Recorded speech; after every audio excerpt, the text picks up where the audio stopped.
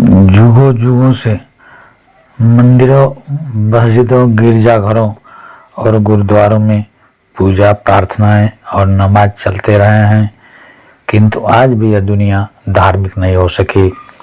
धर्म स्थलों पर बैठे पुजारी और अब धार्मिक गुरुओं की भी पूजा पद्धति और प्रवचन समाज और देश को धार्मिक बनाने में असफल क्यों रहे? कहीं न कहीं हमारी व्यवस्था में दोष अवश्य रहा है, जो दुनिया में करोड़ों मंदिर और दूसरे धर्म स्थलों के होने के बाद भी हम दुनिया को धार्मिक नहीं बना सके।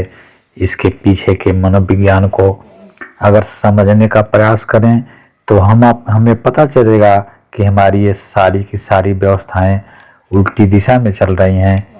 जहां हम ईश्वर को खोजते हैं, जहां हम शांति खोजते हैं, वहां पर वे चीज़ें हैं ही नहीं, और जहां पर हैं वहां पर हम खोजने का प्रयास ही नहीं करते। जिन लोगों ने भी ईश्वर को मंदिरों, मस्जिदों, गिरजाघरों और गुरुद्वारों में खोजा, उन्हें ईश्वर वहां कभी नहीं मिला। कि जिन लोगों ने ईश्वर को अपने भीतर खोजा, उन्हें ईश्वर मिला, उन्हें ईश्वर प्राप्त हुआ।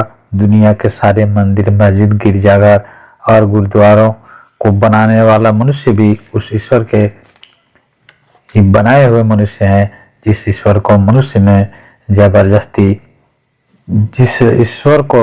ने जबरदस्ती मूर्तियां बनाकर मंदिरों में बिठाने का प्रयास किया है, ईश्वर द्वारा बनाया गया मनुष्य उस ईश्वर को बनाने की कोशिश किया है जो खुद ईश्वर का बनाया हुआ है।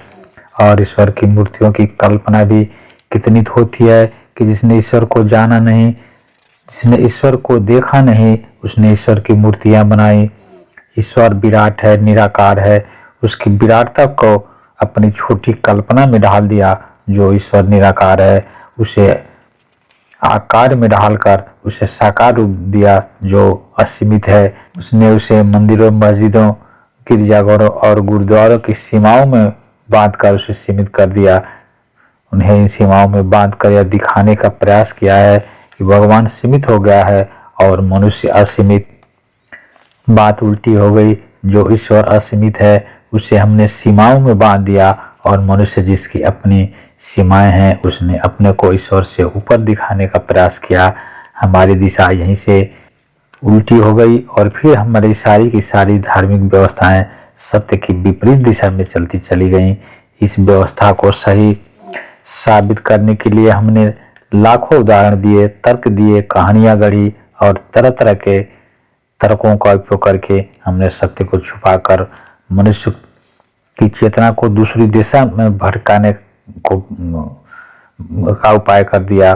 कोई धारणा अगर लंबे समय तक किसी समाज और देश में बनी रहती है, भले ही उसका कोई आधार न रहा हो, फिर भी वह सत्य माना जाने लगता है। और एक ही परिभाषा सभी परिस्थितियों में लागू नहीं होती। आज समय आ गया है कि हम आज की परिस्थितियों के अनुसार इसका पुनर्मूल्यांकन करते हुए इसकी सच्चाई को जानने का प्रयत्न कर अपने जीवन को एक नई दिशा दें, जो हमारे इस लौकिक जीवन में भी और उस अलौकिक जीवन में भी आनंदित होने में सहायक बन सके, और हम उस ईश्वर की सच्चाई को जानते हुए अपना जीवन आनंदमय बना सकें और उस ईश्वर की उपासना के सही तरीकों को ढूंढ सकें। जिस उपासना से, जिस पूजा पद्धति से, जिस साधना से ईश्वर की प्राप्ति होती है, हम उस ईश्वर की और उसे प्राप्त करने के साधनों की सच्चाई को जान सके। तभी हमारे जीवन में आनंद के फूल खिल सकेंगे, तभी मनुष्य जीवन आनंदमय हो सकेगा, और तभी हमें अपने इस मनुष्य जीवन पाने का सही अर्थ मिल सकेगा, और तभी हम अपने इस मनुष्य जीवन को, इस मानव शरीर को धन्य बनाने में सहायक हो सकेंगे, जिसके लिए हम जन्मों जन्मों से भटकते रहे हैं, जिस शांति के लिए हम दर दर भटकते रहे हैं, जन्मों जन्मों से भटकते रहते हैं।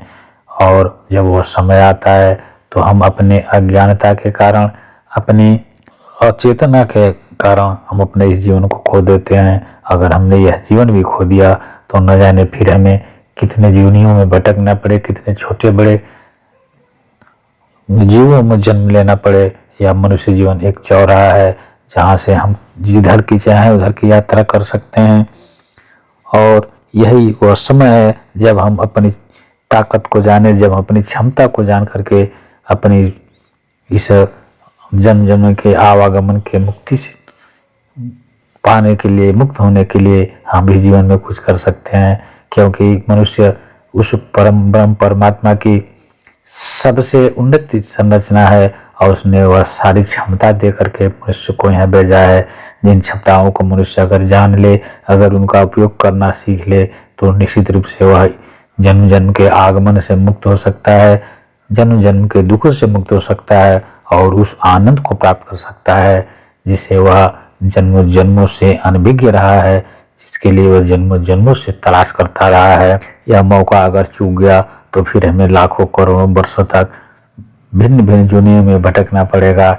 इसलिए हमें आवश्यकता है कि हम अपनी चेतना को जगाकर होशपूर्वक अपने जीवन के लक्ष्य को प्राप्त करें। मित्रों, आप मेरे इस वीडियो को लाइक करें, मेरे चैनल को सब्सक्राइब करें।